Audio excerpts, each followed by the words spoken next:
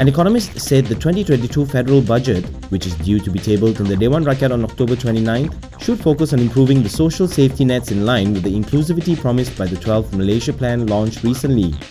Barjoya Bardai, a professor at University Tun Abdul Razak, said the inclusivity promoted by the 12 MP should be embraced through greater emphasis on social expenditure in the budget. He said Malaysia spends less than 5% of its GDP on social expenditure compared to other countries, which commit closer to 20% on things like safety nets and initiatives to improve the people's well-being.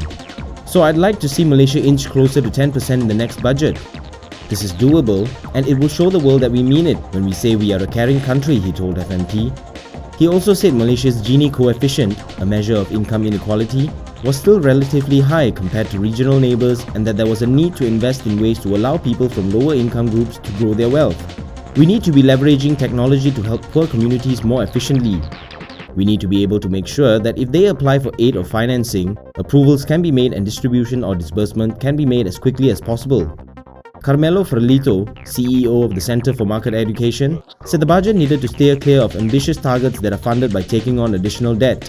He also said he hoped to see a restructuring of the taxation system that would see lower taxes on personal income and company revenue, and more indirect taxes like the reintroduction of a newly formulated goods and services tax.